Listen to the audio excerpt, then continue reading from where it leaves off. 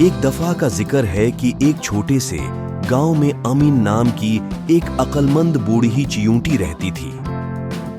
امین اپنی ذہانت اور دوسروں کی مدد کرنے اور دوسروں سے محبت کرنے میں مشہور تھی۔ گاؤں کی نوجوان چیونٹیاں اس کی تعریف کرتی تھیں اور اکثر اس سے رہنمائی طلب کرتی تھیں۔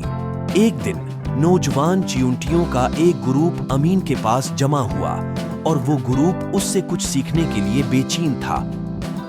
امین نے ان کے جوش کو دیکھا اور ان کے ساتھ ایک قیمتی سبق شیئر کرنے کا فیصلہ کیا، اور وہ بولی، میرے پیارے نوجوان دوستو، آج میں آپ کو صبر اور محنت کی کہانی سناتی ہوں۔ امین نے انہیں اس وقت کے بارے میں بتایا جب ان کے گاؤں میں شدید خشک سالی تھی، خوراک کی کمی تھی اور چیونٹیوں کو کھانا تلاش کرنے کے لیے کافی زیادہ محنت کرنی پڑی۔ لیکن ایک دن انہوں نے ایک ٹڈی کو دیکھا جو دنیا کی پرواہ کیے بغیر ہمیشہ اڑتی رہتی تھی۔ نوجوان چیونٹیوں نے پریشان ہو کر امین سے پوچھا، ٹڈی اس قدر بے فکر کیوں تھی جبکہ ہم خوراک تلاش کرنے کے لیے جدوجہد کر رہے ہیں؟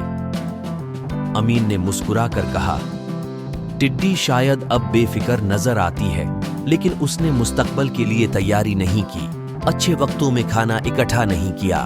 دوسری طرف ہم نے احتیاطی تدابیر سے کام کیا اور مشکل وقتوں کے لیے کھانا ذخیرہ کیا۔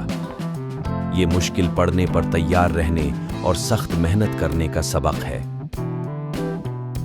نوجوان چیونٹیوں نے سمجھنے پر سر ہلایا اور مستقبل کے لیے محنت اور منصوبہ بندی کی اہمیت کو محسوس کیا۔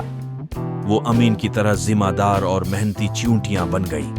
کہانی کا خلاصہ یہ ہے کہ محنت، لگن اور مستقبل کے لیے منصوبہ بندی اچھی خوبیاں ہیں، اور ان لوگوں کی حکمت سے سیکھنا ضروری ہے جنہوں نے زندگی کے چیلنجز کا تجربہ کیا ہے۔